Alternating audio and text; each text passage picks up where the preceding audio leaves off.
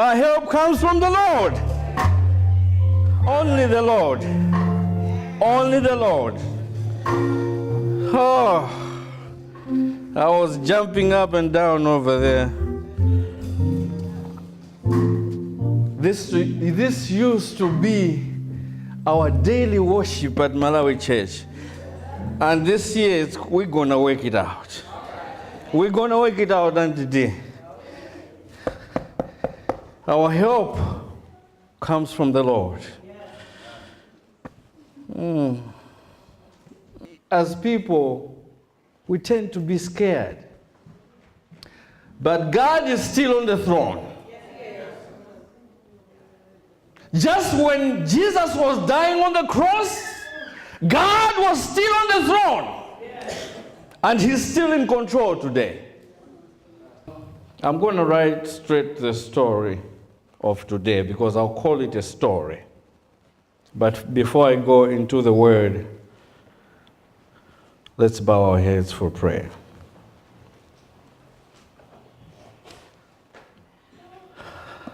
Love and kind Father,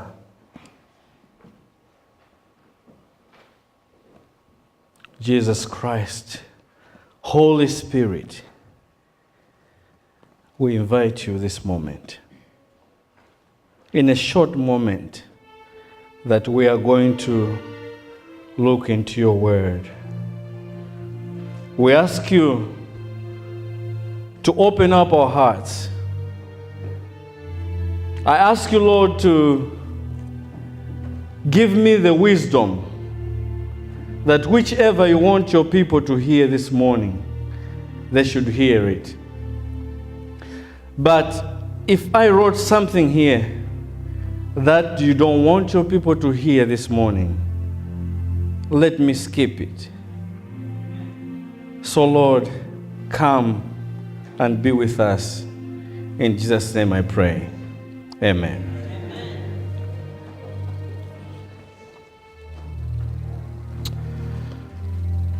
The topic of my sermon today is the elder brother.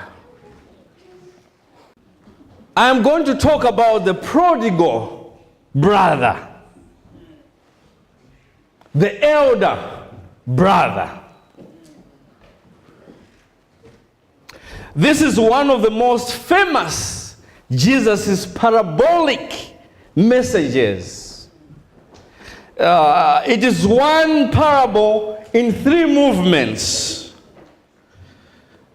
You know, there's a story about the lost sheep. And there's a story about the lost coin. And a story about the lost son, who is the prodigal son.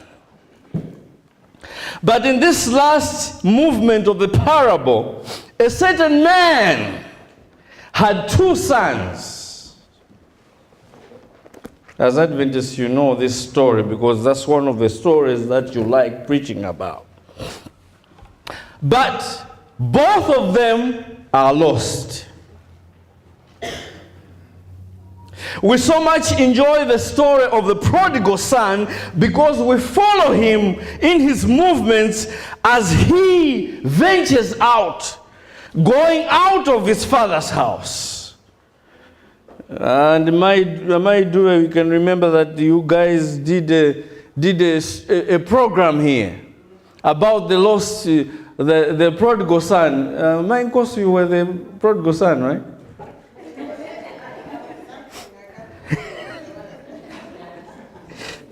Yes, but we watch him as he ventures out to the far country and he enjoys himself lavishly. He enjoys himself, giving himself to pleasure. We just see him with his pants hanging down. Hey boys, we can imagine his pants are hanging down, he's sagging. And he has a pocket full of money, sitting at the table, drinking some wine, and the music on full blast. We follow his every move, because he reminds us so much about us. You are quiet. But as we go, we so much enjoy the reunion. When he comes to himself in the pig pen, and his reason to return comes. So we enjoy when he comes to his senses, because that's the climax of the sermons when you guys are preaching. That's where you say, amen. When the preacher stands there and says, when he came back to his senses, everybody says, amen. Because he reminds us of us.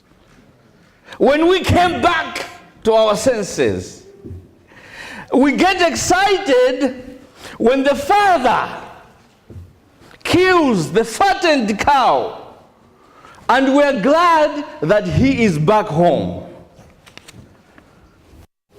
So we see the father running out to greet him, kiss him, and the story ends happy ever after. Because we enjoy the younger son. But the elder brother, who is really one of us, that's what I'm going to preach about today. The elder brother, who is really one of us. Oh, I wish I had a witness today to help me preach. Because not everybody in here has been to a far country. Most of you have been in the church all of your life. So you don't have the experience of the prodigal son. So I'm going to talk to you, elder brother.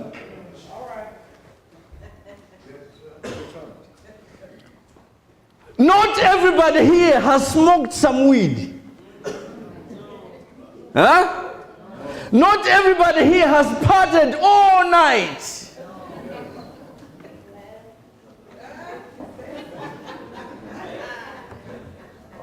Most of us here don't have the testimony of the prodigal son. Because we've been in the church all our lives, and everything to us is smooth. You've been in Sabbath school, you come to church in Sabbath school, your children go to the camp meetings, we do Bible study. That's the kind of testimony you know. But we know nothing about being out there drinking all night long. We know nothing about being out there and do a little weed. When they say this is crack, you think it's a hole in the wall.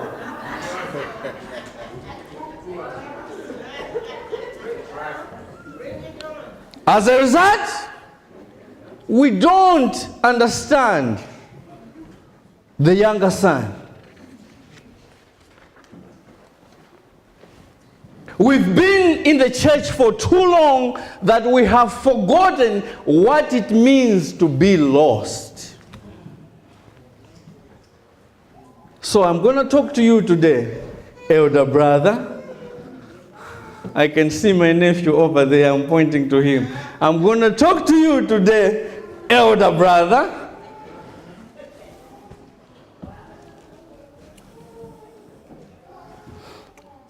The younger boy was lost.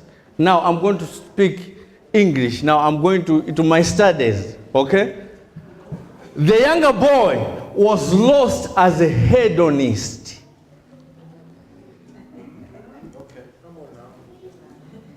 So the younger boy was lost as a hedonist. He gave himself to wild pleasure. He was lost as a hedonist. Hedonism, let me tell you, look at me. Hedonism is the pursuit of pleasure, sensual self-indulgence. So this kind of a person, he doesn't care about anything. That's it. He had to go and enjoy. So he was a hedonist. But the elder brother was lost as a moralist.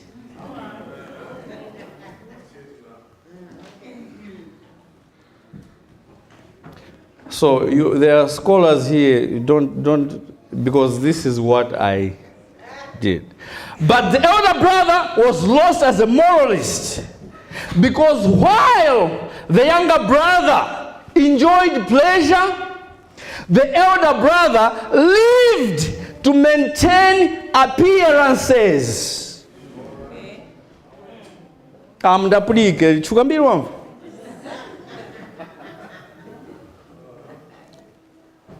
While this younger brother was open, he just went and enjoyed.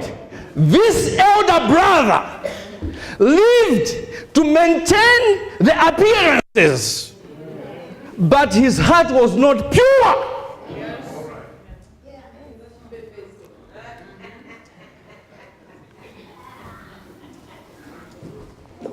I'm going deeper now. I'm going deep. So he was a moralist. Let me tell you what moralism is. Moralism is the practice of moralizing, especially showing tendency to make judgments about other people's morality.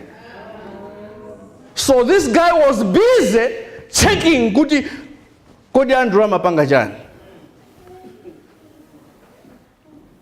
He is busy checking at others' morals, forgetting about his own morals.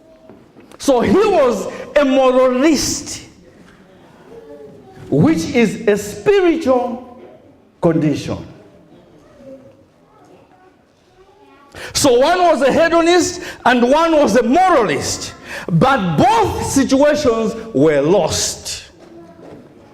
The other one was lost in a far country. It was a geographical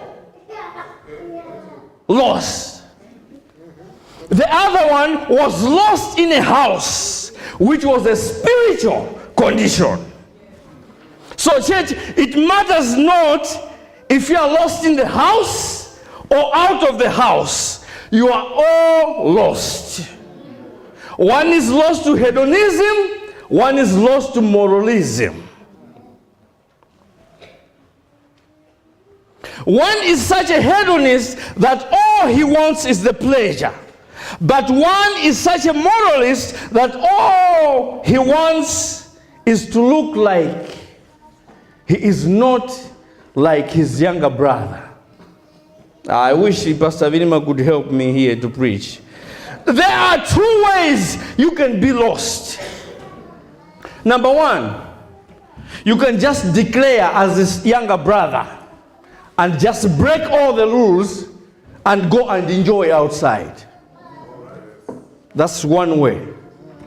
The other way that you're going to be lost is to keep all the rules like an elder brother and do good things, but very bad in your heart. And I'm going to talk to you, elder brothers.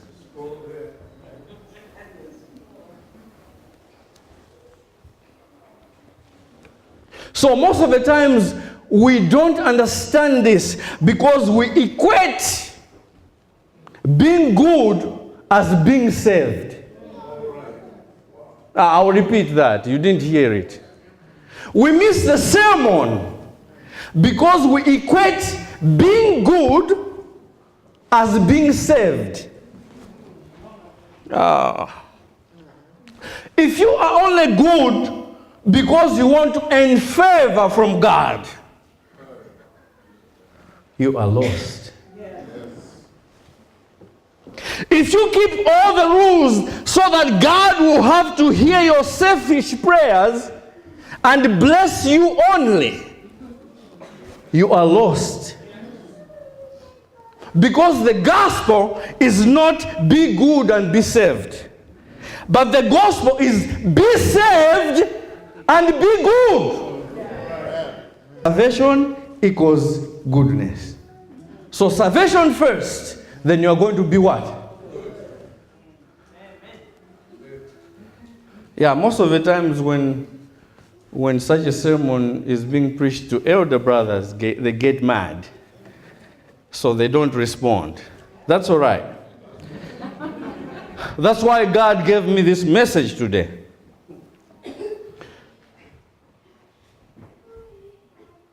So let me come closer. You cannot be good by just coming to church. Because if that will make you good, then climbing in a tree will make you a squirrel. Right? So coming to church does not make you good. You cannot be good by works. That's where I'm getting to. You cannot be good by works. When I come here early in the morning and set up when some of you are sleeping, I'm doing a good job. But that does not make me be saved. Because if I do that, then when Mrs. Gumwenda comes in, I have a hatred with Mrs. Gumwenda. All what I'm doing here is nothing. Malawi Church, I'm trying to get to a point whereby we should love one another. It's high time that we should love one another sincerely. We come to church day in, day out, 10 years, como graduates.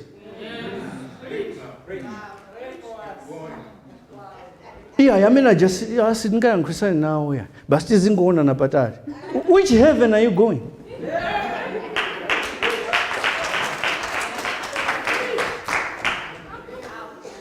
Yeah, ndangoganza kuti ndingotalikirana nawo basi. You see, we know so much of the Bible that we even find Bible texts to support our doing wrong. I just want to tell you that God is not pleased. We will be dwindled like this all the time. This church will not grow if we don't change. So I want to look at this elder brother so that we should see ourselves in this story and maybe go home and go on our knees and ask for forgiveness from God.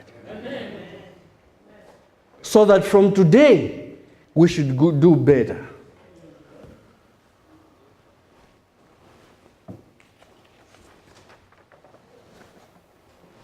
Verse 25, I'm going to talk about the respectability. This elder son was in the field. As Busa, pastors, I want you to listen to this. This elder son was in the field. Being an elder son, he was automatically the leader of the house. Amen? But also being in the field, it made him a laborer. Are we together? But as he was laboring, he was not laboring with good intentions, because his heart was full of resentment. His heart was full of anger. So even if he was with the father for the whole time, did all the good things, but the resentment and the anger spoiled everything. He's the leader, but he's in the field. So in the house, he is the leader. He is the eldest son. He is in the field as a laborer. And I will not go on that.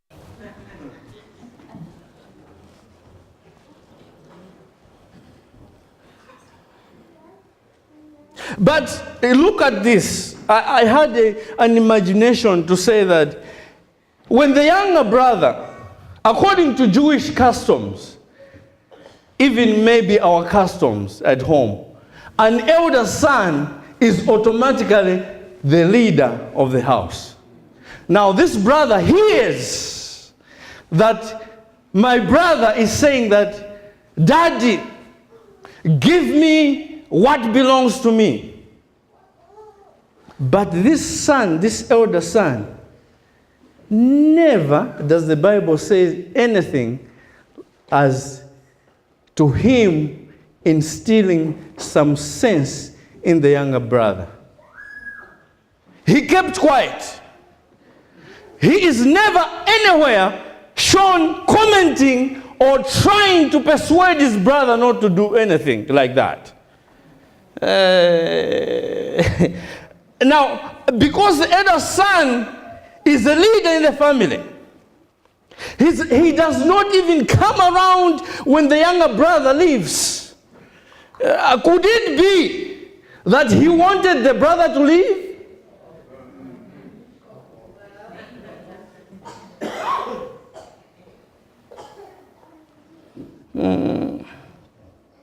Could it be that he really wanted to inherit the rest of the wealth, knowing that the younger brother is gone? We don't hear anything in the Bible. They are quiet about that. But I'm imagining, how dare you, elder brother?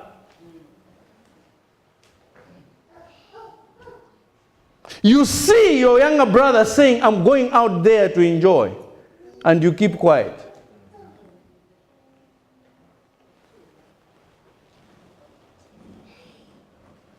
So let me jump. So he's in the field doing the labor, being faithful to the Father. So he hears the music. He hears the music in their house. He's working, he's doing what he's supposed to be doing, but without a pure heart. I would like you to see this. Look at the resentment that he portrays. He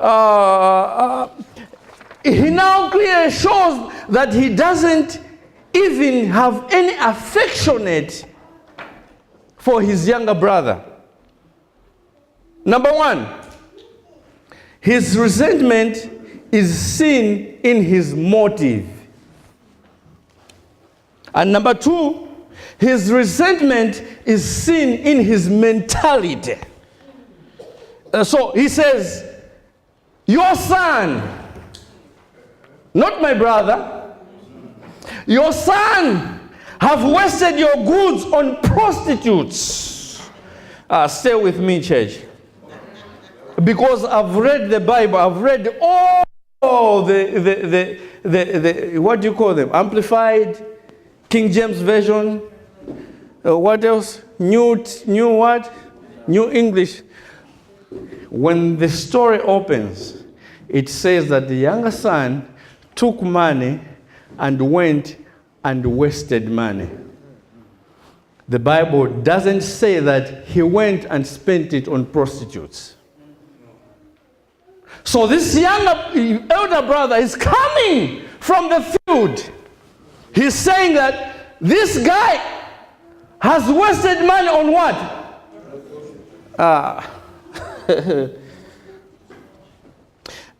You know, he has not come to talk to the father, kutaronjerani kutamve kuti mwana his brother waenda bwanji.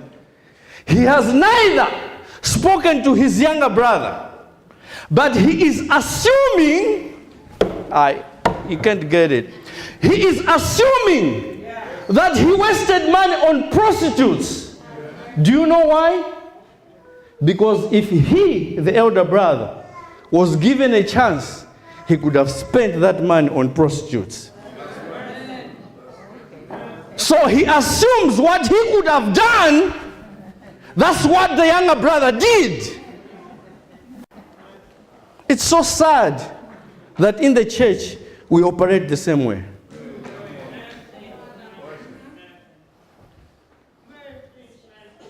Especially our church. You haven't spoken to him, but you are condemning him. And that's here.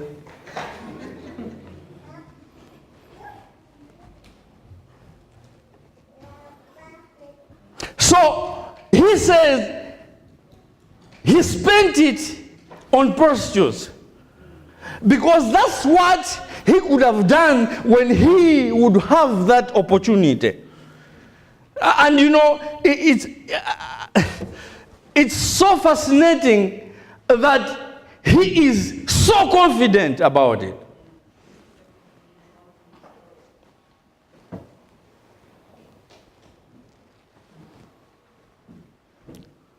Elder brothers, what's the difference with us?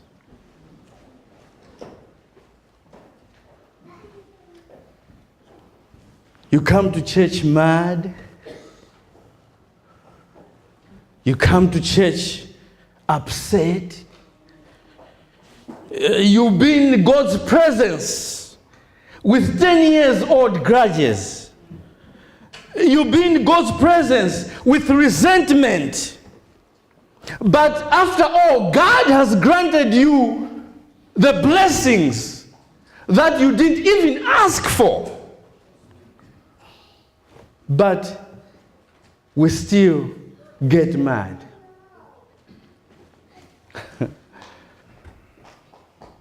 This elder brother was busy to keep his appearances, that he forgot to enjoy all the pleasures that the father had for him.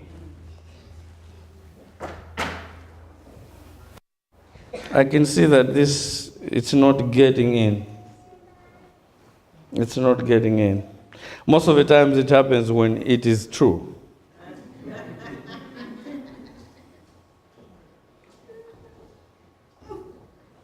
So I see you, elder brothers, wishing that maybe I should close this sermon.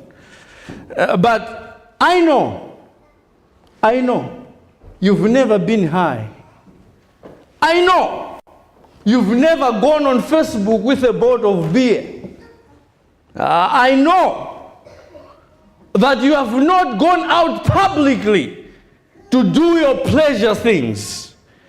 But we have our own shortcomings, which are in our hearts, that needs to be fixed.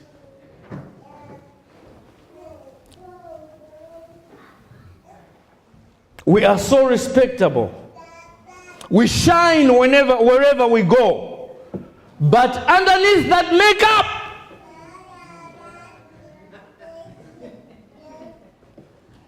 but underneath that portfolio, underneath that curriculum vitae, is a heart full of anger and resentment against other people.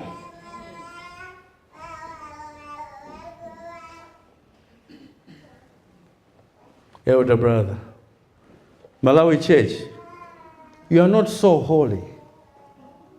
You are not that moral. Don't keep the appearances let's come to a point whereby we can say, forgive me. Or I wronged you. I want you to forgive me.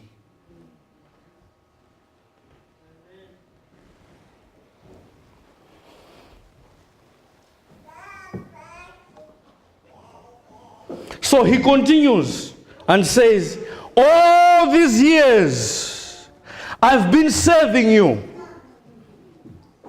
In other words, he's saying, all these years I've been your slave, and you never gave me a party. He has spent all these years as his father's son, but he regards himself as a slave. You've got the sonship, you've got the right of being a son, but you're acting like a slave. You've got the privileges, but you're acting like you are a servant.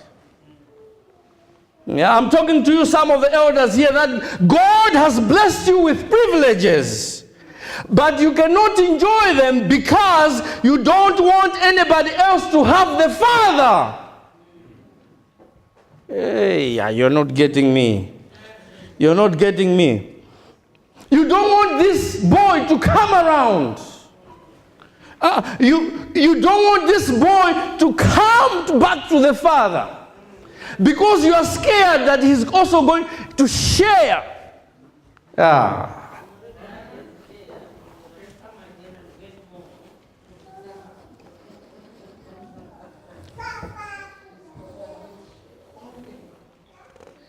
But he continues to say, all these years, you've never thrown up a party for me. But did it occur to him that he didn't ask the Father? Huh? Did it occur to this elder brother that he didn't ask the Father for his portion? So what I'm trying to say is, let me come to you. Let me come. The papers are being too much.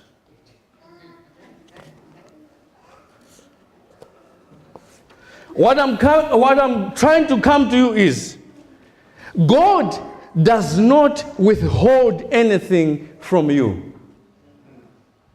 It's not your business. And listen to me.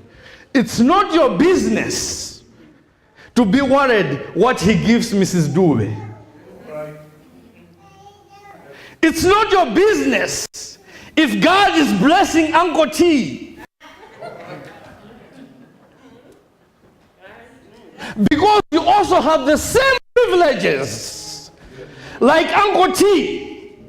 You got the same privileges like the old younger son to ask for your portion. So don't get busy to be angry with the younger son, because you have the same access to the Father. Amen.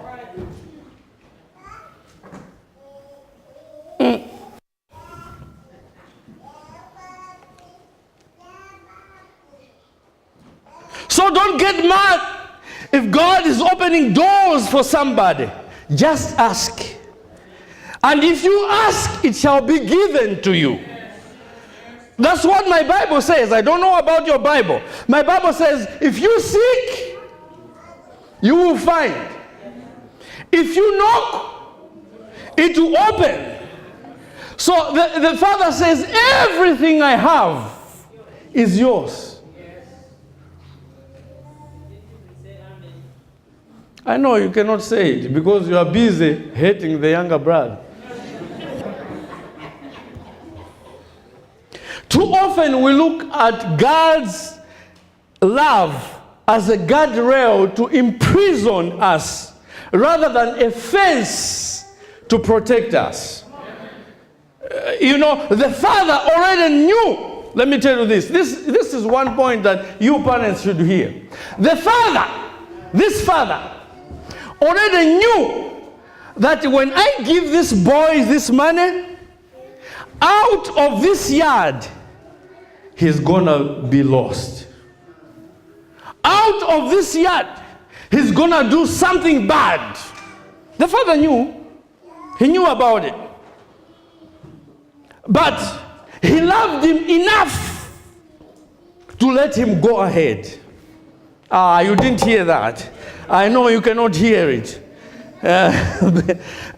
The father loved this boy enough to let him what? Go. Sometimes you have to let this youth go so they can appreciate what they had in their mama's house.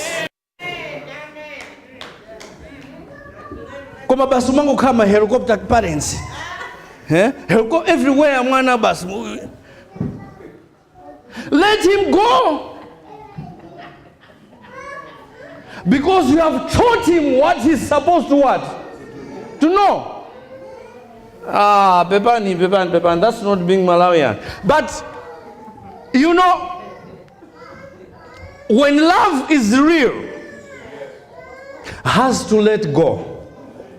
Even when you know they are going to mess up.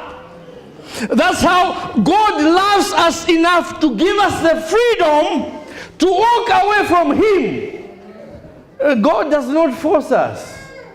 The God that we serve does not force us. He's a democratic God. He's a God who has given us the senses to choose what is right and what is wrong.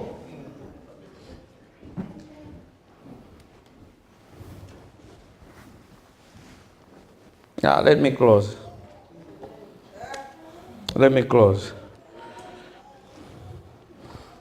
The elder brother is lost in the house, just as the younger brother is lost in a faraway country. So the father had to leave the house. I want to be with me here. The father had to leave the house where the party was going on and came outside. And the scripture says he came and entreated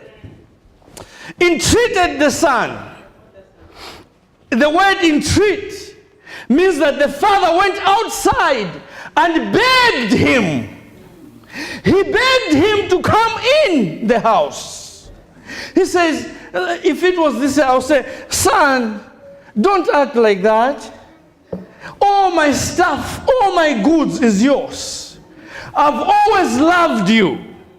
You are the oldest child. Don't act like that. Your brother is home. He was lost and he's found. He was dead, but he's alive. Don't act like that. Come on in to the party. Now, the dangerous part is that scripture ends open-ended. If you didn't hear anything that I said today, I want you to pay attention on this. The scripture is left open. It doesn't tell us whether the brother went in or the brother did not go. But where it ends the father still pleading with a what? The reason I took this sermon today is that today, Malawi Church should write their ending.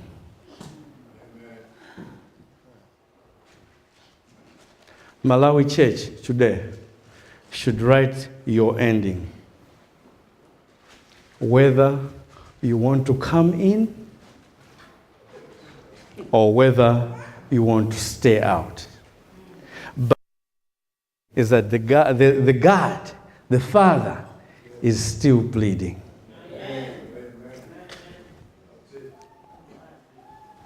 The Father is still pleading with you to come in. He says, please come on in. There's a party going on. Please come in, my son. All I have is yours. Please come in, my son, because there's joy in the house. Please come in, my son, because there's peace in the house. Please, my son, come and die with me.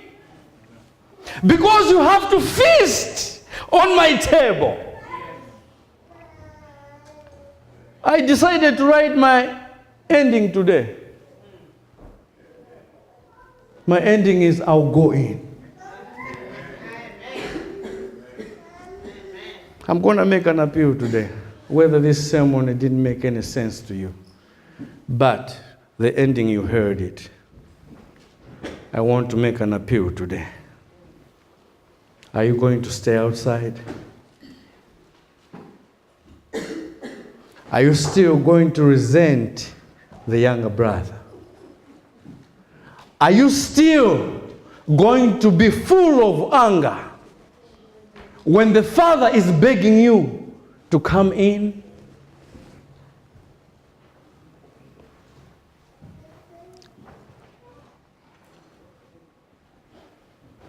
Anyone who understands what I'm saying, God is standing. Imagine God is standing up front here. So he's asking you to come in. Are you going to sit on your pews and say no? It's today to start a new era at Malawi Church. And I'm going to ask you to do something very strange today. I want anyone to make a decision this morning, this afternoon, that we are going to come in and dine with the Father. So I want you to walk and come in front here so we can pray together. We are going to hold hands so that we are going to move on together, because God is not a God of disorder. He's a God of unity. This is your chance. I'm going to start with my elders. As leaders, can you come up front? Elder Kumwenda, when you are an elder, you are an elder. Elder Pastor, I want us to come forward.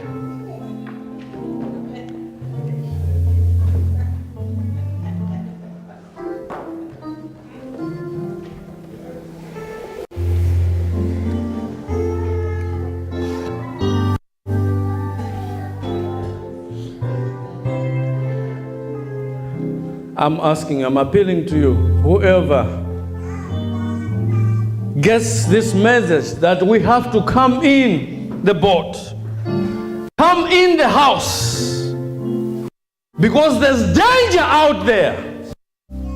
Let's come on forward so we can pray together and rededicate ourselves to our God.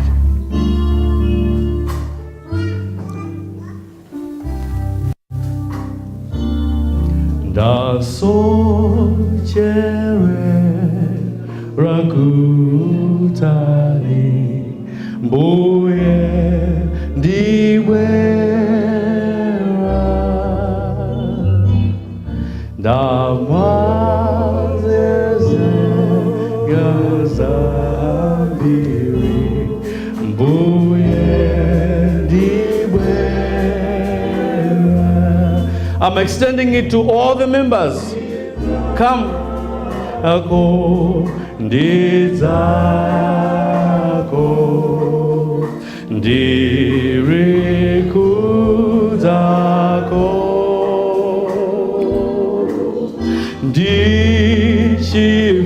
ndichifundo chamuye mbuye ndiwera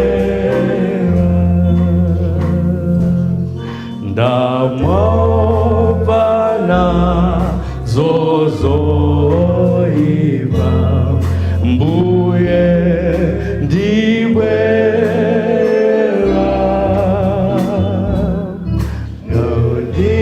yodichiri sembuye mbuye ndibwera. Ndidzako, ndidzako, ndidzako, ndirikudzako,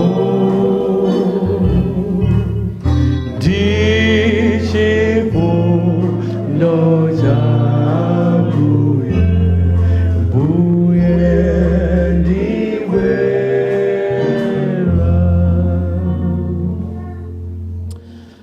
I'm going to ask Pastor Mbewe. What we're doing here, we are rededicating ourselves to our God.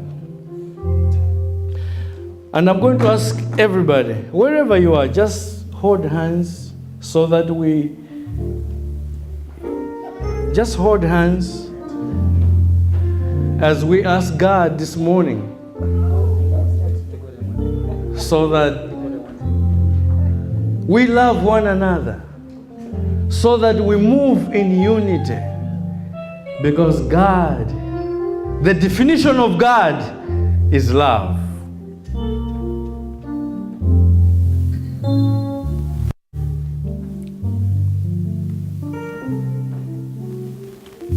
Let us pray. Our gracious and loving Father, humbly we come to you. We are sinners. On our own, we cannot ourselves.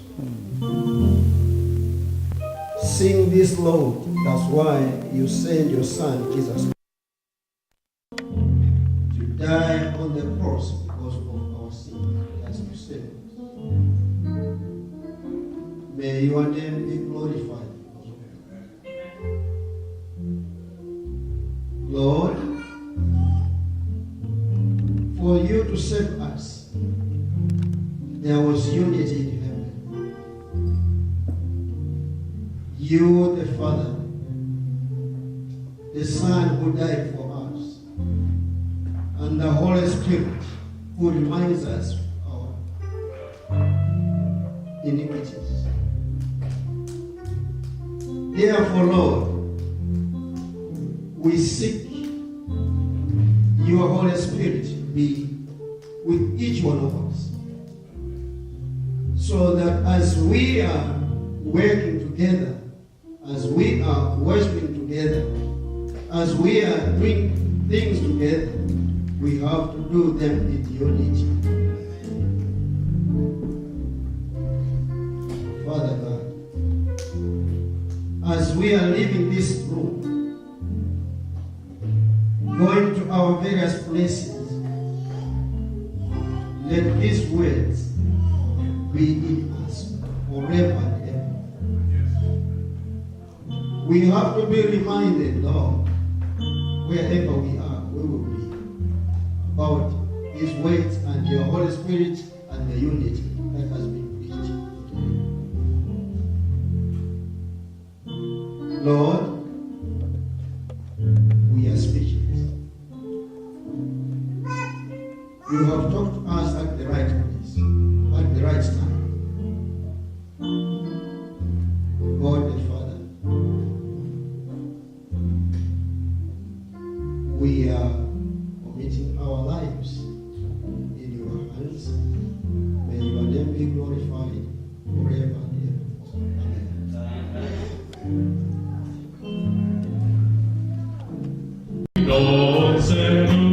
Amen.